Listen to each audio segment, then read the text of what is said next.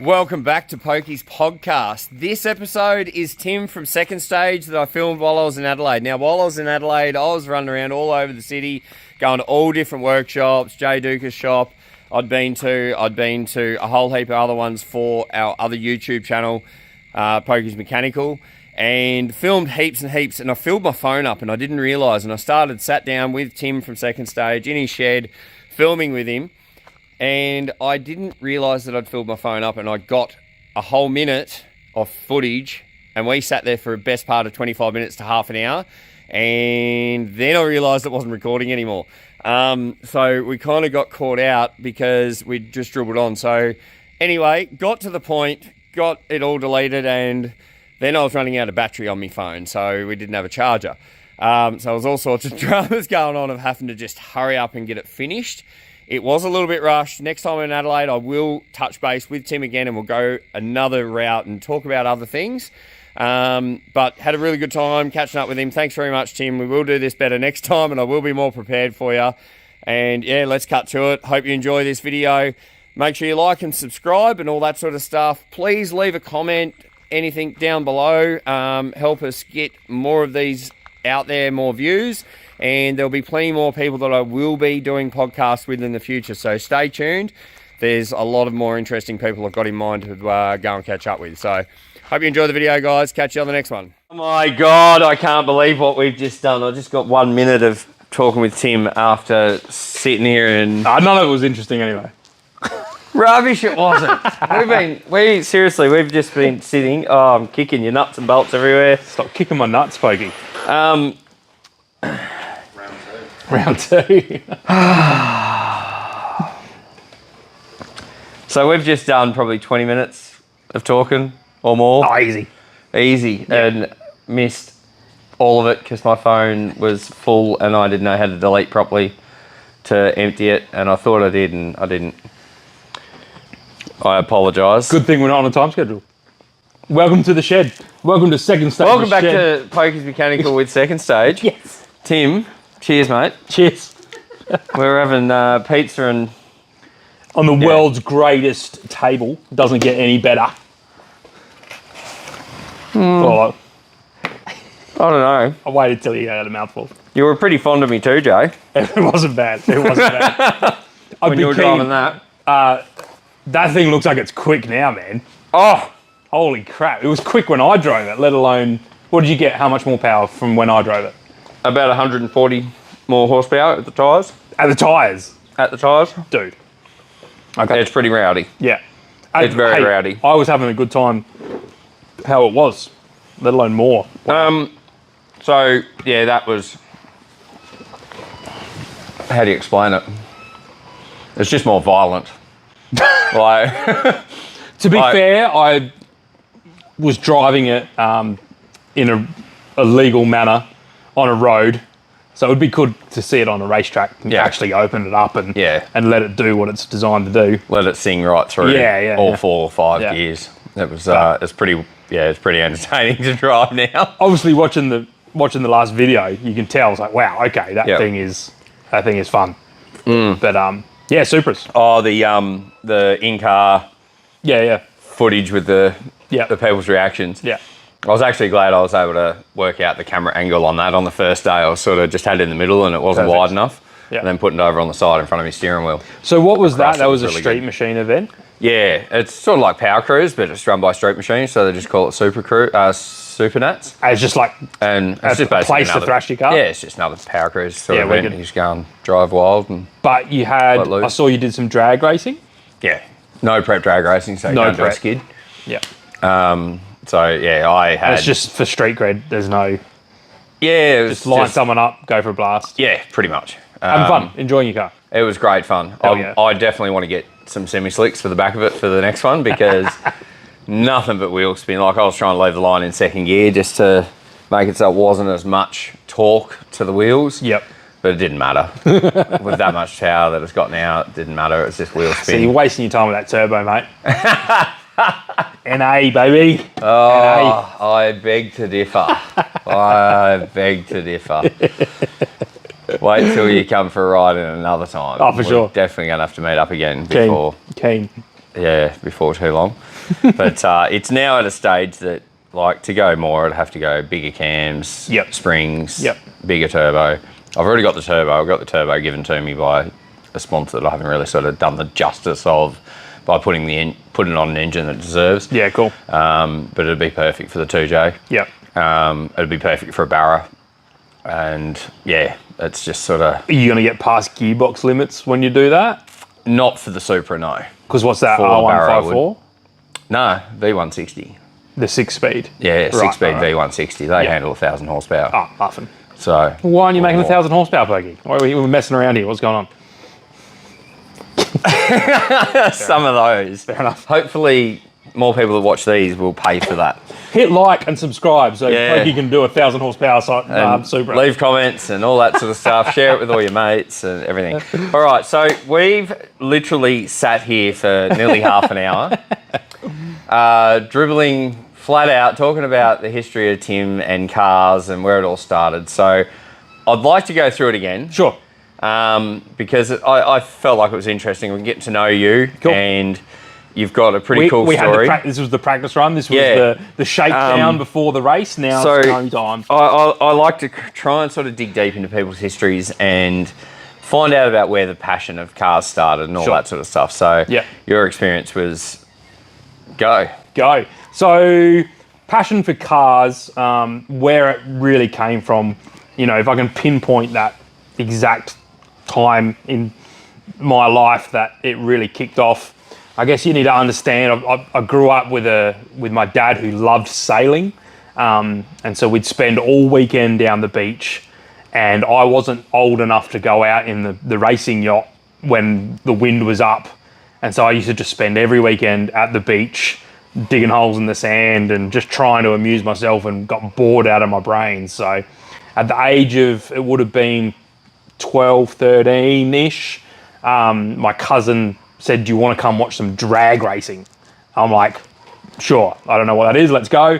And he took me out to the Australian International Raceway, AIR, to go... Just over for the back from here. Stone throw from here, to go watch some top fuel drag races. And so we went out there, and there was just huge amounts of horsepower, and then these top fuelers come out, and I can still remember standing on the side with the flames coming out the exhaust, and you can just feel 8,000 horsepower in your chest with these two cars just roaring down the track. And my cousin did something special that I think a lot of people miss when they go to the drag strip. So we walked down the drag strip and stood at the finish line for top fuelers. If you ever get the chance, do it. The takeoff's cool, but if you stand at that finish line, and I'm getting my hair standing up, and you watch the fire kick off, and 5 seconds later they come past you. It's like, what is it, 500k an hour? Oh, it's insane. You can't experience that anywhere else. And so all of a sudden I got this taste for horsepower, and to really cap it off, as we were leaving, that's right, the taste for just unbridled raw horsepower of the Ecotec. As we were leaving the drag strip, what? Mang, it goes mang. As we were leaving the drag strip, my cousin had a VH Valiant 4-door, and we jumped in, dirt car park, and he just had this thing sideways between two parked cars. I thought we were going to hit him. I don't know if you've ever been in a 4-door Valiant. They are a long car. Oh, they're a tank. Yeah, and he was just chucking this thing around. And, as a 14-year-old who spent his life at a yacht club every weekend, to be sideways in a Valiant after watching drag racing, that was it. I was done. I am a car guy from that point in time. Sailboats, what are they? Yeah, exactly. And so I used to get stuck into the old man, why don't we have a ski boat with a V8 in it? What's this sales rubbish?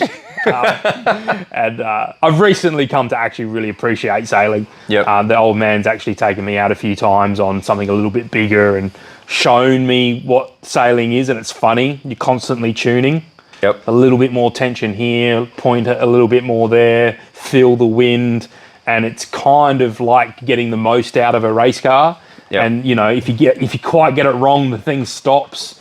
And I've come to appreciate why he likes the sailing, but As far as the car goes, that's kind of where it started.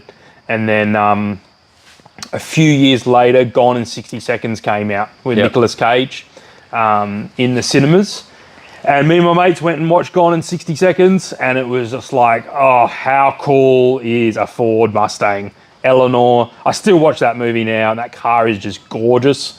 I know a lot of guys do replicas, and some people think it's probably a bit tasteless, but if I could have an Eleanor, as like movie spec Eleanor. Even a mock-up. Yeah, with the 500 cubic inch big block on nitrous, like one of the greatest cars ever. So that just made it even worse. And from there, I basically, as a teenager, was really into muscle cars.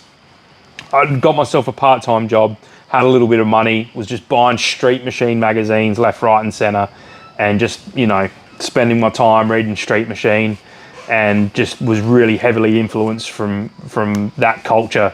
And so big, beautiful muscle cars with huge, big, shiny blowers out the bonnet was the dream. We laughed about it. A big V8 with a huge blower out the bonnet. Like, does it get any better as a car guy? It's cool. That's something I want for sure. Definitely 100%. Want something like that for sure. I reckon it would just be a good time. That's kind of, I really grew up on Street Machines, heavily influenced by Eleanor. I got myself an apprenticeship. I started to learn a trade as a maintenance fitter, working on machinery, and started earning a bit more money because I was now doing 40 hours a week. And I put my money all together, and I was constantly looking for Mustangs, and realised I'm not buying a Mustang. Those things are worth a lot of money. It just wasn't achievable. And having my cousin, who's really was quite into Valiants, he actually ended up having quite a few of them. I had this love for Valiants more than Holden Ford. I never really got attached to the Holdens or the Fords.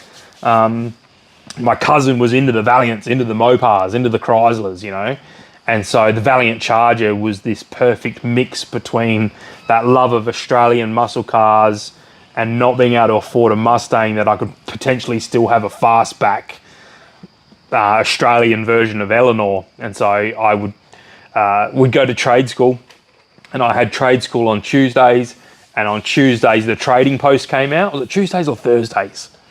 Might have been Thursdays. The Trading Post would come out. It was $1, maybe $2. So we'd go to trade school, smoko, off to the deli, grab an iced coffee and a Trading Post, back to the class. My TAFE lecturer always yell at us, "That's it, you're not allowed to have the Trading Post." And so he'd confiscate the Trading Post so that he could go to the back of the classroom and read our Trading Posts. So it wasn't we weren't allowed it. It's like, I want it because I want to go have a look at, see what's for sale, right? And I was at trade school one day, Valiant Charger, VH, $1,600. Oh, I had $1,600. Me and my mates jumped in my mate's car. It wasn't far from TAFE. We drove down to have a look at this thing. I rang my parents. I rang my parents. I want to buy this car. What do you want that for? It's the greatest thing ever. It's a Valiant Charger. Why wouldn't I want it? Talked Dad into it. He's like, look, your mum says it's okay, but you can't have engines and gearboxes out the front of the house. You've got to keep it tidy. Yeah. Came back to TAFE really late. Oh, yeah. Came back to TAFE really late. Got hammered by my TAFE lecturer. I'm like, yeah, but I just bought a Valiant Charger. And he's like, well, that's not bad, I guess. And so, as an apprentice, I ended up with this Valiant Charger and sunk all my time and money into it. I guess that's kind of where it all sort of stemmed from. That influence from my cousin.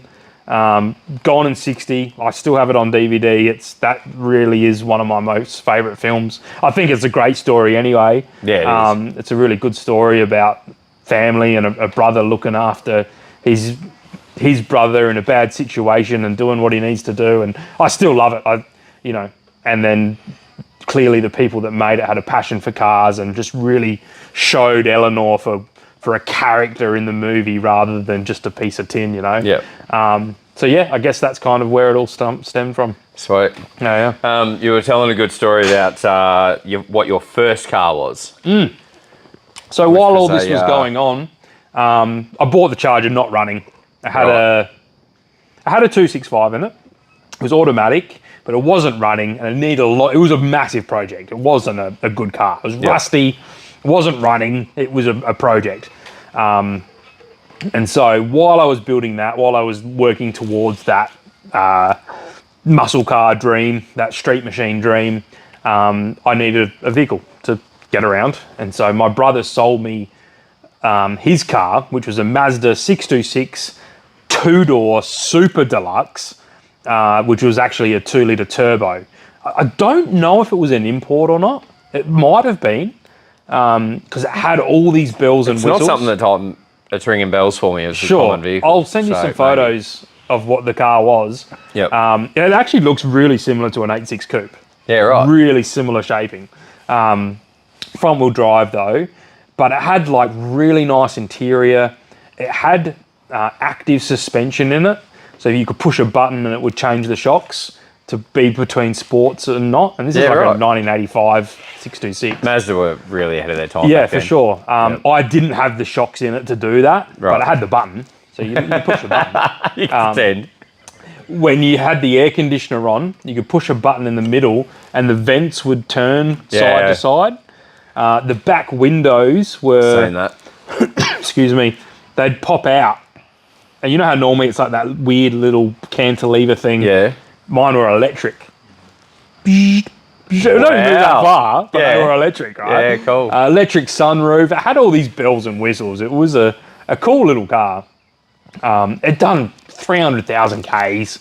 It was, it wasn't in fantastic condition, but as a first car, it was great, right? Yep. So bought that, did the usual thing, sound system, subwoofer. My brother gave me a set of lowered springs. I cringe. I changed a set of springs in this thing on a weekend without any guidance from anyone. My dad's building sailing boats, right? He's not out here showing me how to change springs. I reckon I had the jack under the lower control arm and undid the top to like lower it. It was scary. Don't get someone to show you how to change springs in your car. Don't do it by yourself. So yeah, put a set of lowered springs in it. I sent it to a tuning shop to turn the boost up because it was running 7 PSI. Booster Noz tuned it up to run 10 PSI with just a boost T. Yep. But to his credit, and like I didn't understand back then, but to his credit, he drilled a hole in the exhaust, welded in a bung so that he could put the wideband after the turbo to get good results to make sure that he wasn't blowing it up. Yep. He charged me like $200. But, in hindsight, he really looked after me. I was a kid, I knew nothing. Yep. And he did a proper job for $200. That's good. And made sure he wasn't going to blow my car up. 10 PSI, obviously the fuel was probably good enough. Made 76 kilowatts. Absolute max limit. I reckon if I dug through my records, I might still have the dyno sheet for that. Oh, wow. The horsepower of 76 kilowatts. But that was the first car. And I made it. All my mates had a Datsun Stanza, a Holden Gemini, and a RA. Is it RA23 Celica? Yep. The Mustang one? The curve, not the Mustang though, the coupe version of the same model. 26 was it? No, there wasn't a 26. There was a 22.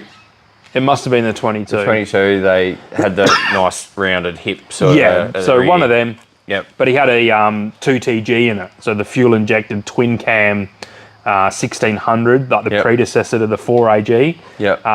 So yeah, with all those cars, they were all great cars and went really nice, but to have a turbo just meant I used to smoke them. Yeah. Yes, it's a 23. 23, thank you very much.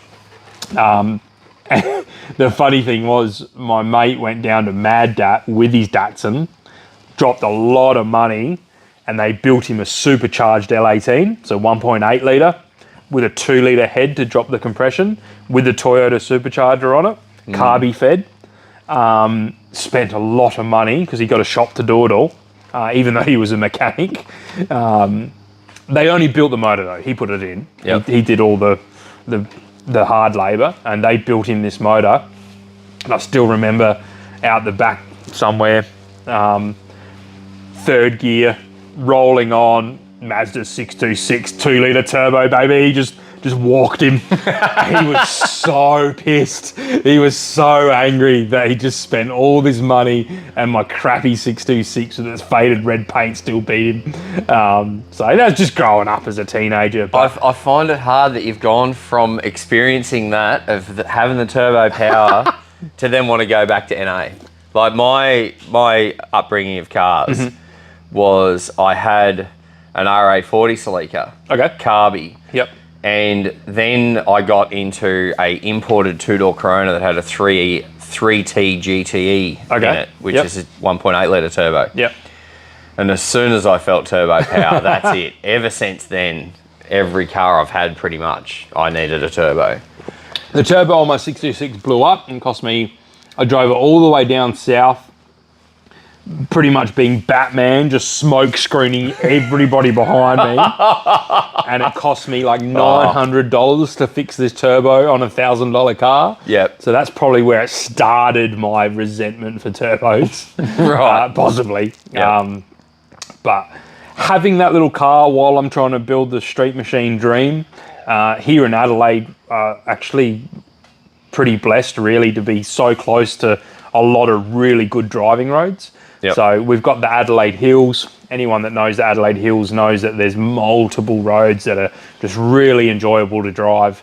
And I still don't even really know how we found that culture or realised that that was a car thing. But me and my mates started going out and enjoying driving through the hills and meeting up at Mount Lofty. And it kind of hurts a little bit. I used to go up at Mount Lofty and the place was packed.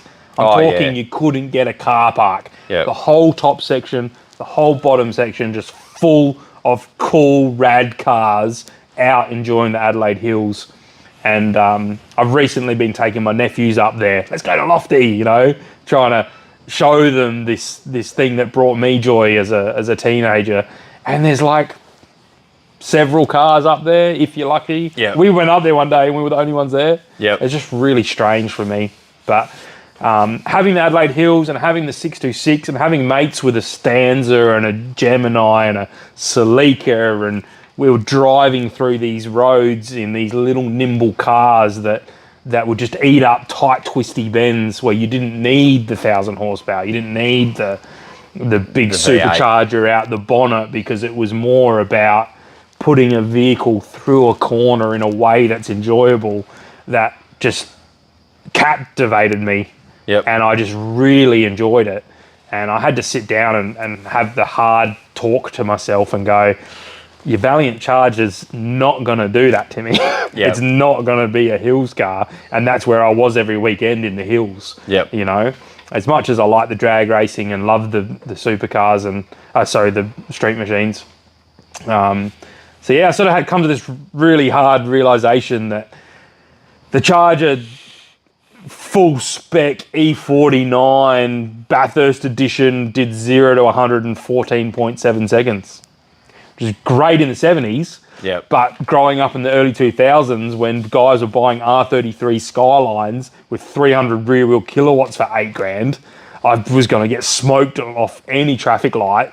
You know, that thought in your head that I'm going to drag race people on the street. Two corners in the hills, you won't even see their tail lights. Exactly. So I had to have this really hard sort of sit down and go to myself, well, the Charger doesn't really tick the boxes anymore.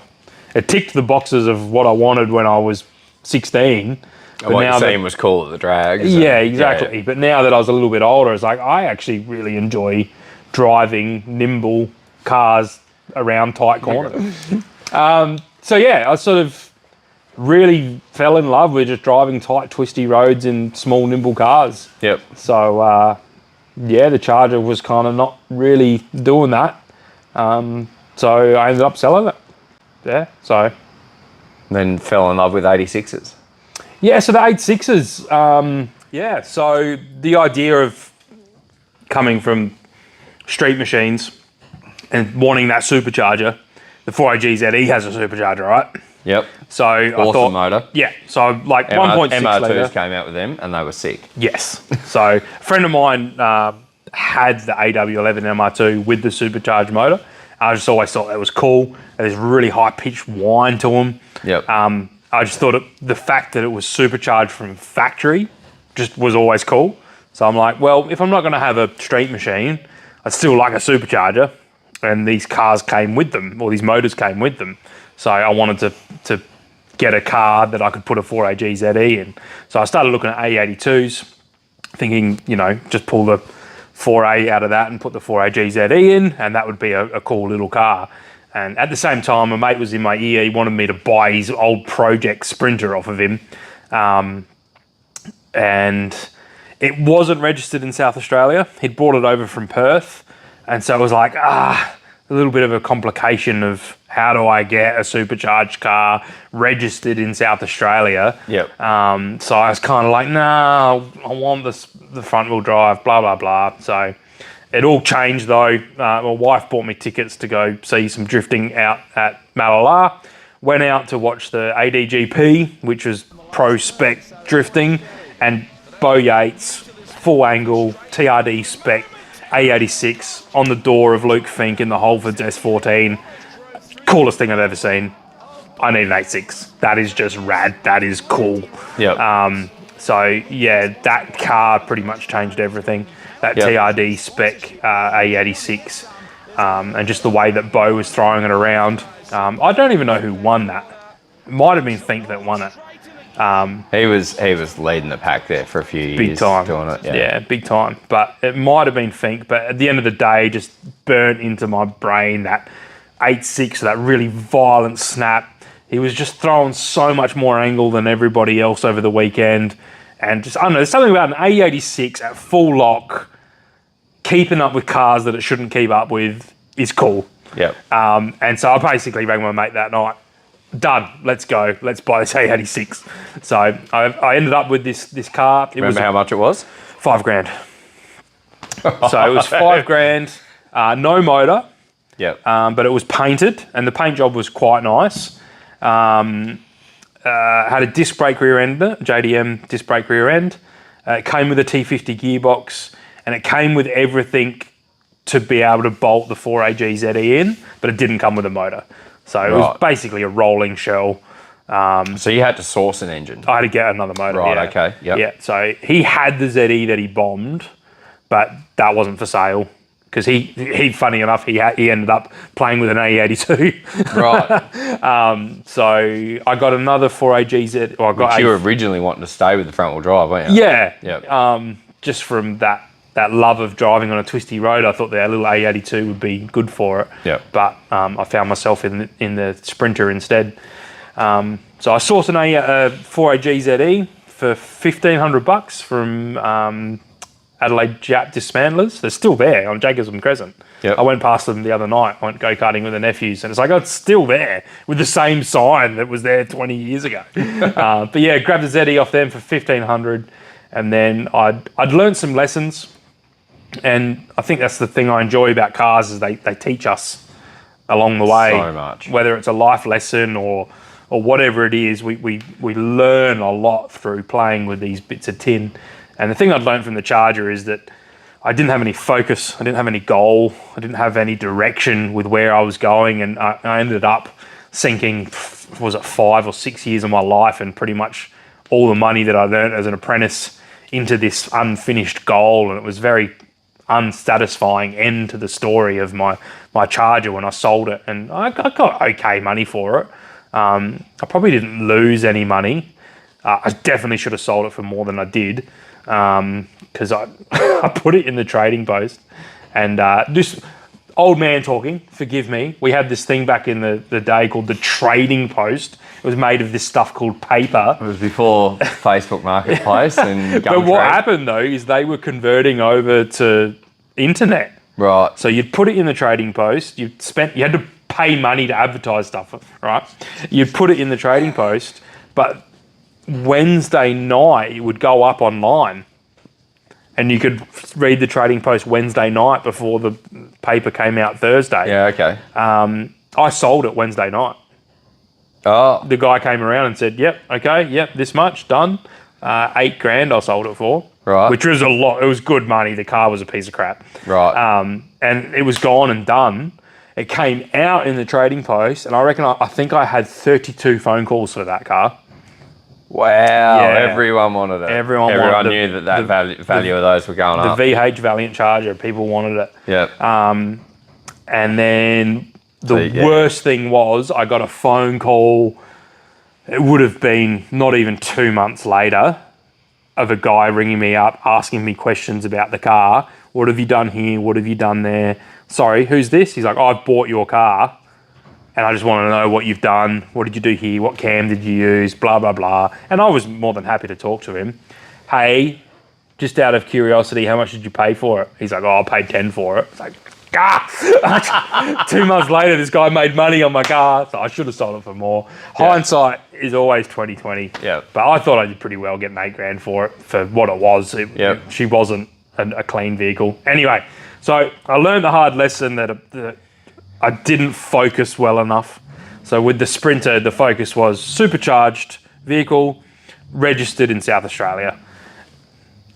Someone's having a bit of fun. Hearing some revving. So I was aiming towards that with the Sprinter, and it just allowed me to have a lot more clarity on what I was doing, focused each night on, no, I'm heading this way, and all these other distractions and, the possibility of turbocharging or putting a racing seat in it or buying coilovers didn't come to mind because it didn't match my goal.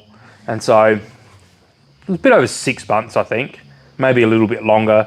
I had a street registered, engineered, legal, supercharged Toyota Sprinter. Cool. How much fun was it to drive? Heaps of fun. That's the first exhaust I ever made. Yep. So I bought myself a TIG welder and I made a stainless steel exhaust for it. Cool. Yeah. And it had this bark to it. It was. My mate said to me, he goes, it almost sounds like it's got a rotary in it. It had this, had this, and because the supercharger would do this little whine along with it. Yep. And it was a lot of fun, but I come to the realization that the 4AG ZE is fundamentally flawed in the fact that what makes a 4AG so good is the fact that it wants to rev. Yep. And so they make really good power from 4.5, 5 grand through to about seven and a bit. Yep. That's where they really shine. The supercharger chokes them up at about 6.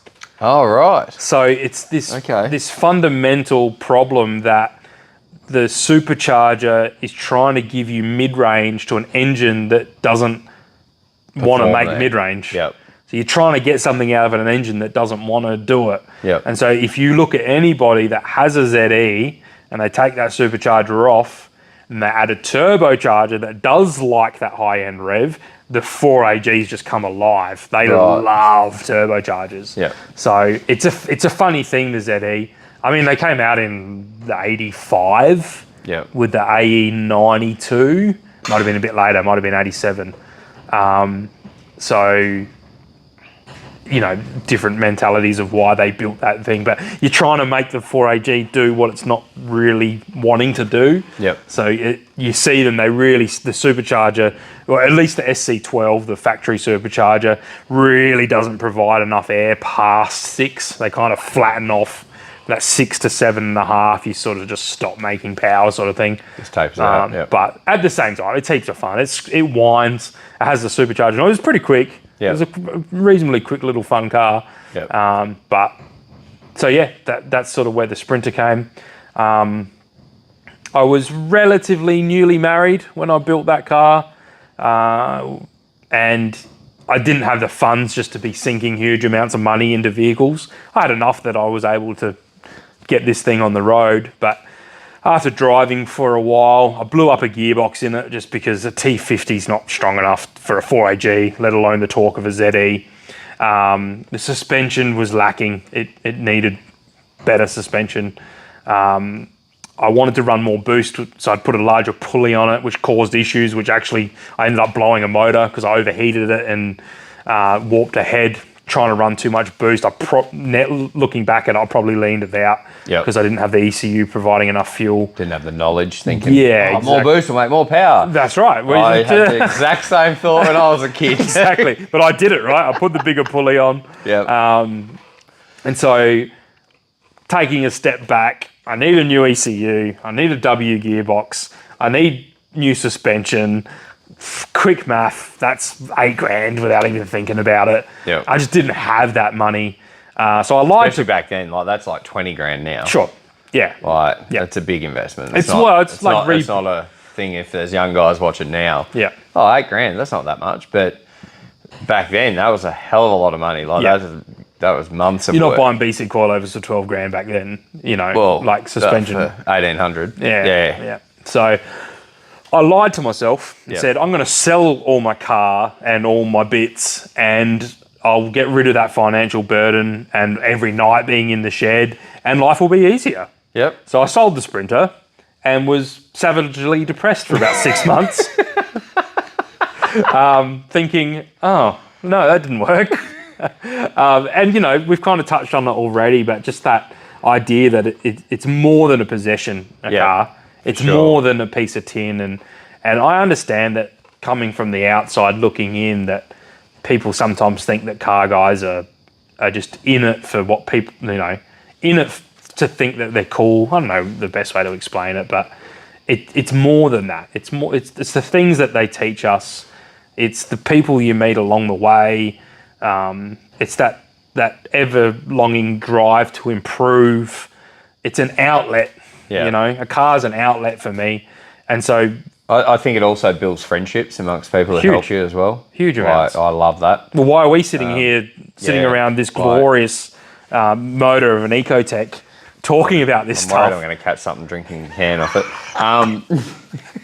But you know what I mean? Why are we sitting here chatting this? It's because of the cars. Because of the cars, Sure. 100%. And it's like there's so much more than a lot of people understand. Yeah. And so to give that away, I all of a sudden gave away an outlet. I gave away a creative outlet, a drive to learn and improve myself and improve my skills and meet new people. And I gave away a lot more than I realised that I'd done. You're not just selling a car to get money, and the money doesn't give you any of those. Yeah.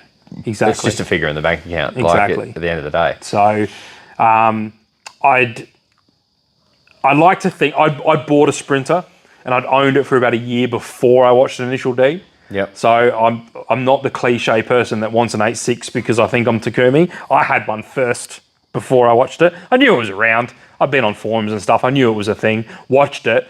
Actually love it. I think it's one of the greatest shows I've seen. Yeah.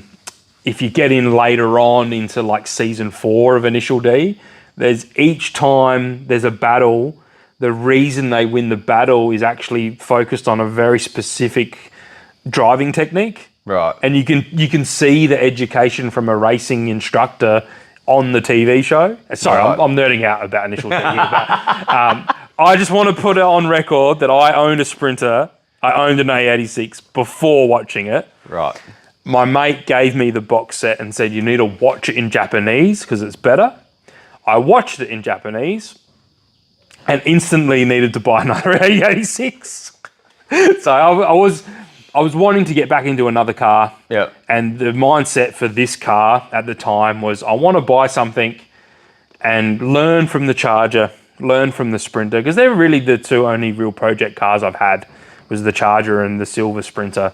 And this one's going to be around for a lot longer, and I'm going to play the long game with this vehicle, and I want to buy something that I know I'll love and forever tinker with. Yep. That was kind of the mission statement, and I was seriously looking at FDs. I think you're taking the forever tinker with to the extreme though. Like I've known you 4 years now from TikTok. Yep. And the long game, mate. We're here for the long game. Has it been started in that time? No, don't be silly. Let me get back to my story, damn it, Pokey. So I was looking at FDs. I really wanted an FD, but even back then, to buy one that was really worth buying, they've always been expensive. It was going to be minimum $30,000, probably more 40. Yep. I just didn't have the money to bankroll 40 grand into a toy. Yeah, basically. That's essentially all they are. Yeah, so I was looking. I I never went to test. I never got to the point that I was test driving and looking. I was just like, it's a lot of money. I was going to have to borrow the cash. I didn't have that sort of money sitting there. Yeah. And I'm like, that is a dumb idea. I didn't want to get myself into a silly position. And then watched Initial D again. It's like, no, I'm buying an 8.6. It's just, I just have to have one. Hearing those noises and watching that stupid show. And so I told myself, okay, I want something a little bit different this time. I want a coupe from Japan, just because they're a bit rarer. You don't really see them around. Yep. Rather than a Sprinter fastback. Even though JDM stuff comes fastback, we never got the coupe here in Australia. So it's like, I want a coupe because it's still an 8.6, but it's kind of something a bit different, and I like them. I think they're cool. Yeah, I think they're a cool shape. I really like Levin coupes with the brick headlights. I'm not a big fan of Torino coupes. Right. I don't think the wedge nose and the square boot don't complement each other.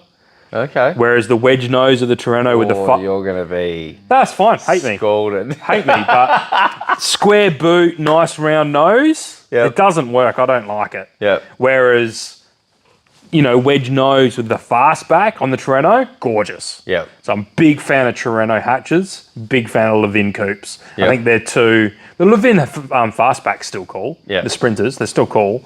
But I think, personally, when I'm spending money... That's what you in want. a coupe, it's a Levin. Yep.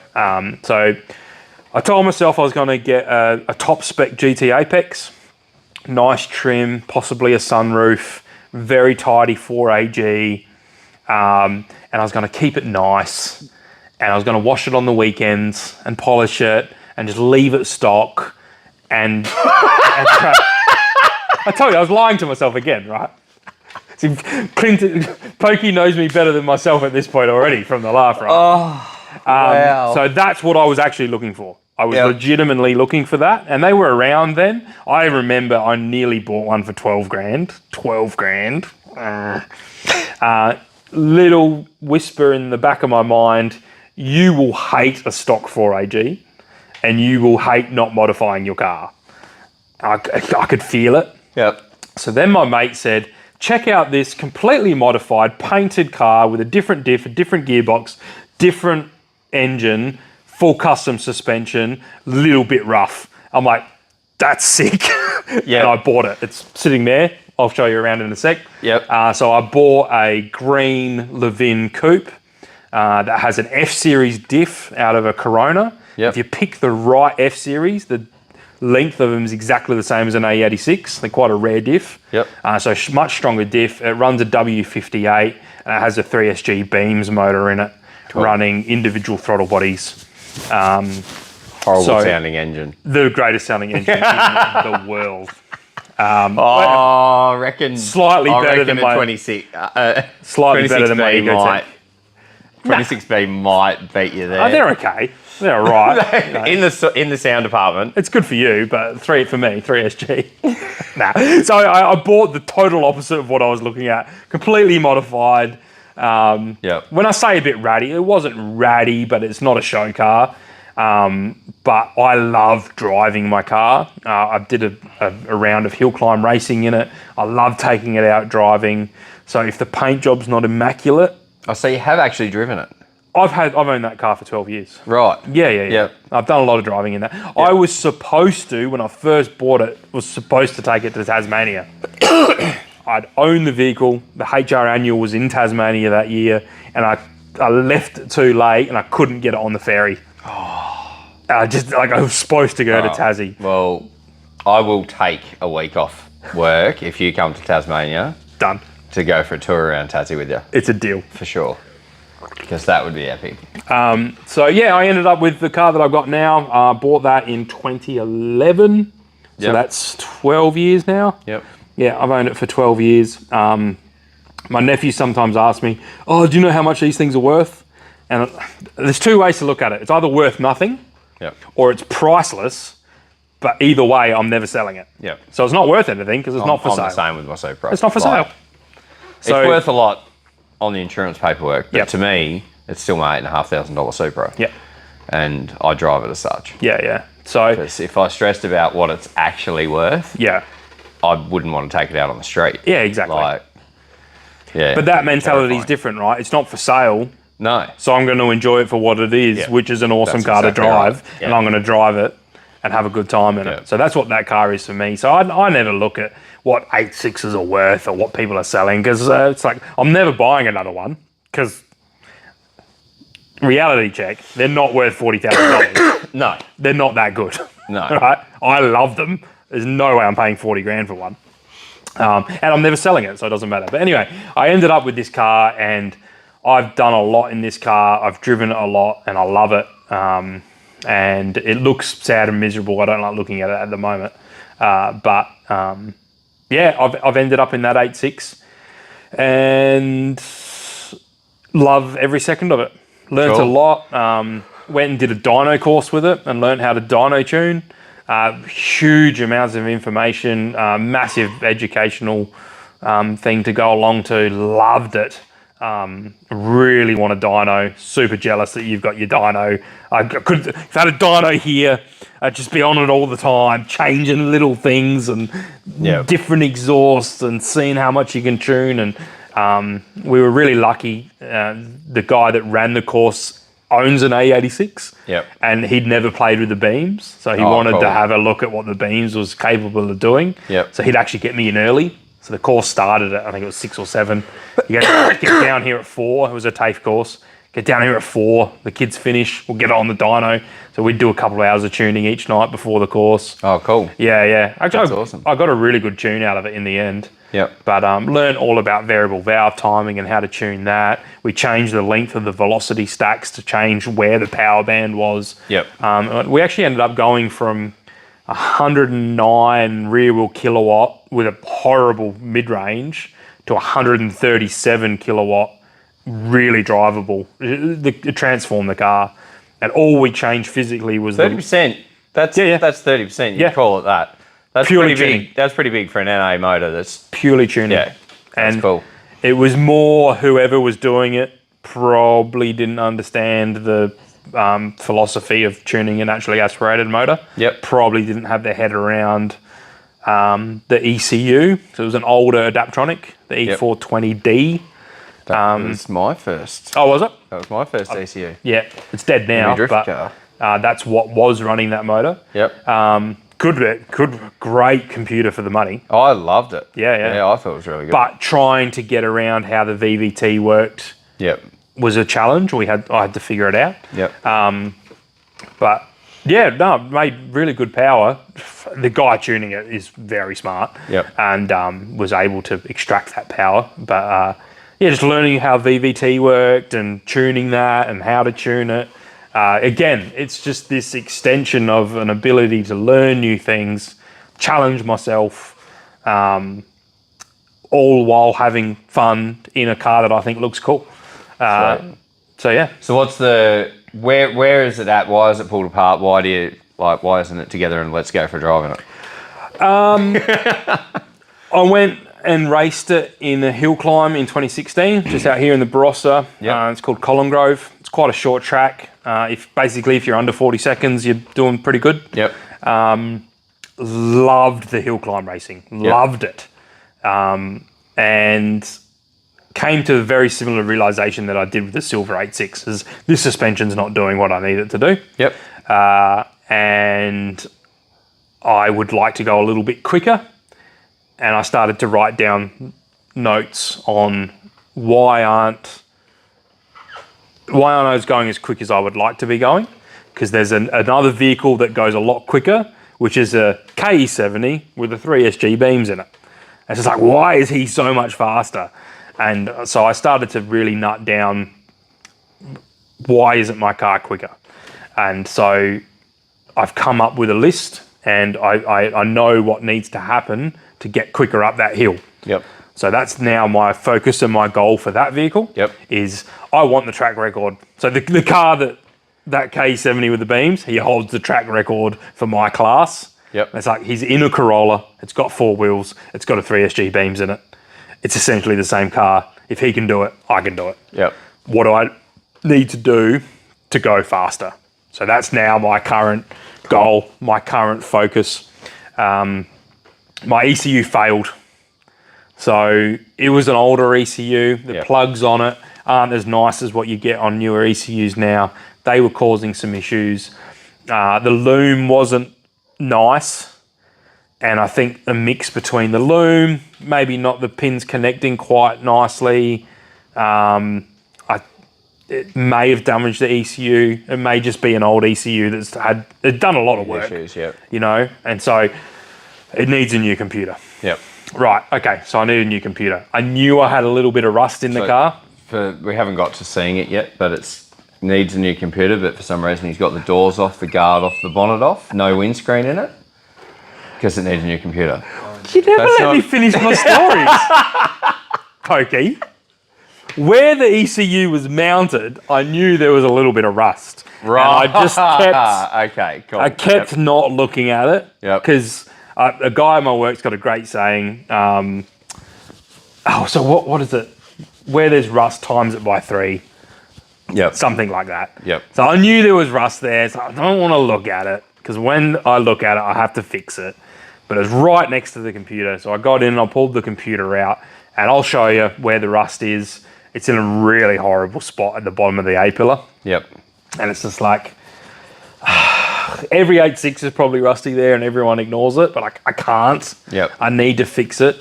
And I know the rest of the car, rust-wise, where 8.6s normally rust out, it's actually really good. Yep. It's just this one spot that's not great. So if I repair it properly, she's a good car for another 10 years. Yeah, cool. So call in my mate who's a panel beater. I'm like, look, I got this rust here.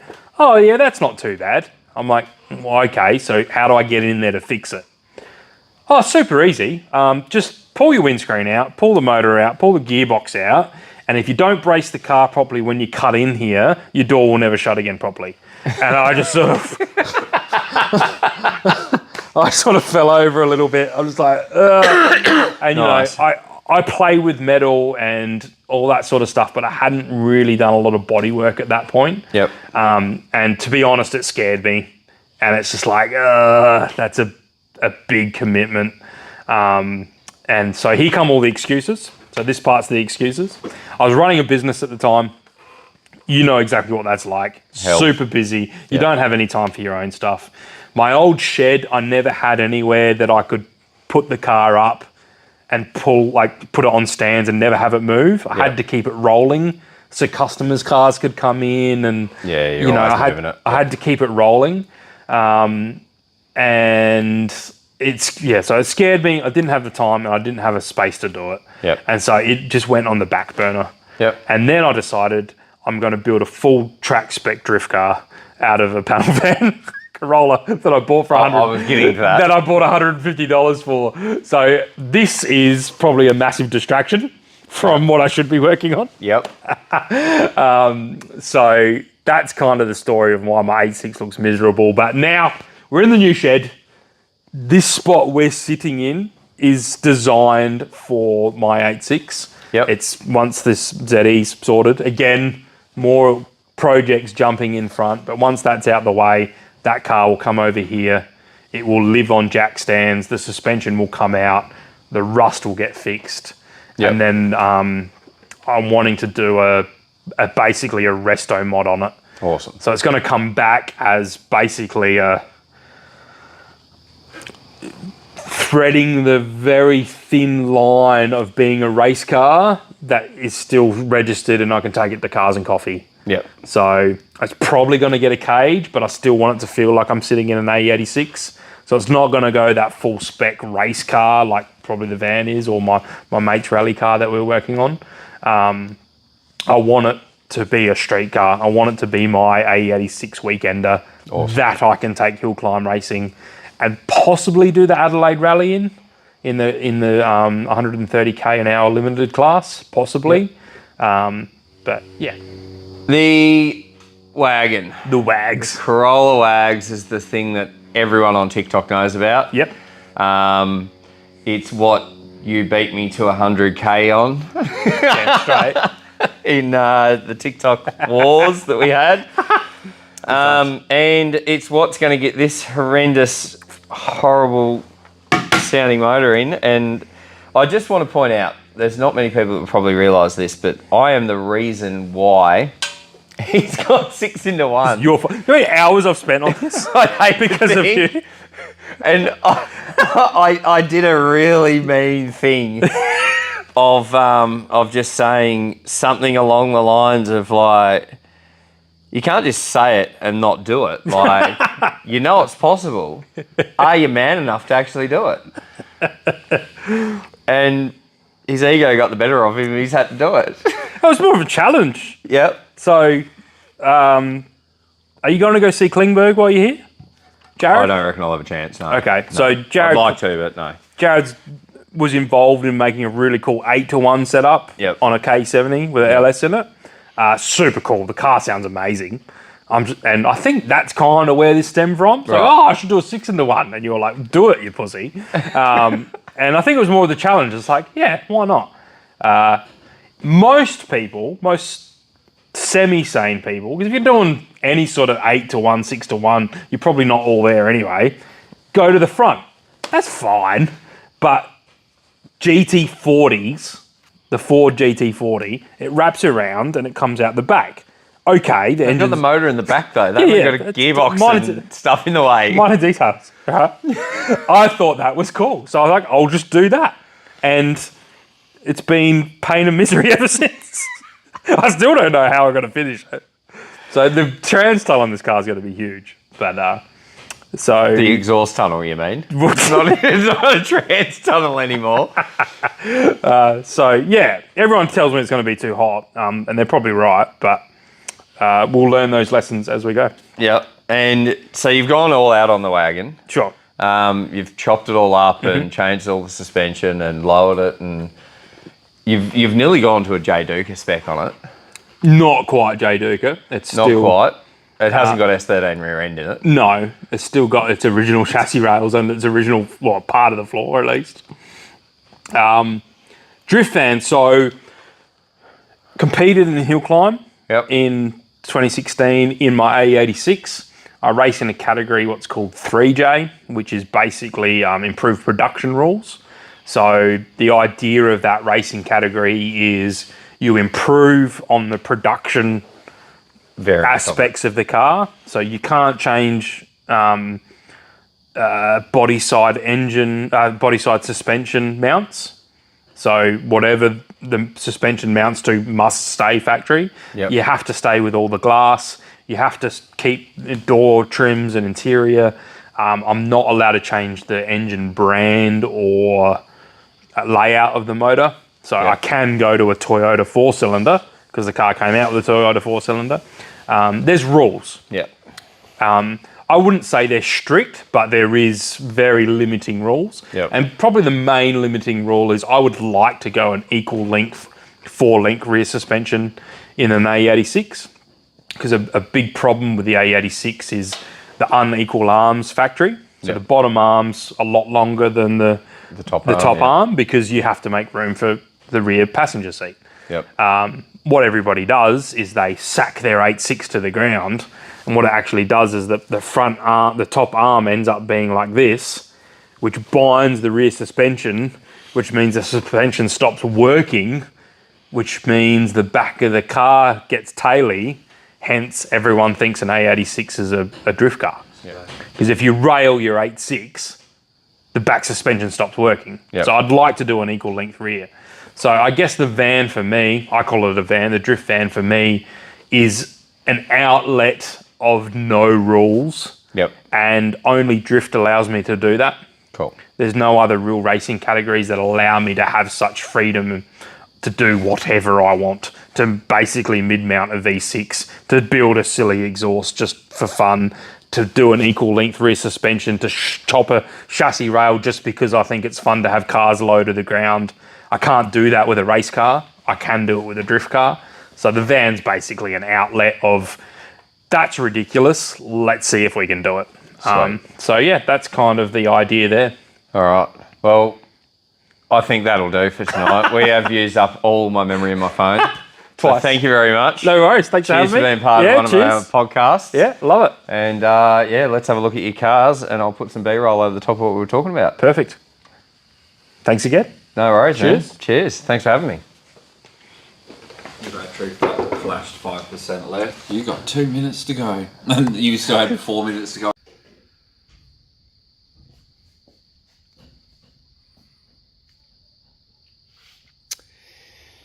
Ah, dear. So many names. How many? And it's not even that many. How many hours? I don't No, know. not all the ones that follow you. I had to Definitely censor not. some of them. Some of people's usernames are absurd. Yeah. Fanny Fart 69 420. Like, am I really writing this on my car right now? All right. So this is the 86 he's had for 12 years. You can see why I was asking, like, okay, if this is the car you wanted to keep on the street, why is it looking like this? But it has had a lot of upgrades, and one of those is the massive brakes, 300mm rotors, and the suspension system in it, plus your beams. But the colour of it is really cool. So, BMW colour. Yeah, nice. But they tweaked it a little bit, I think. Yep. Legit works. None of this rotor rubbish.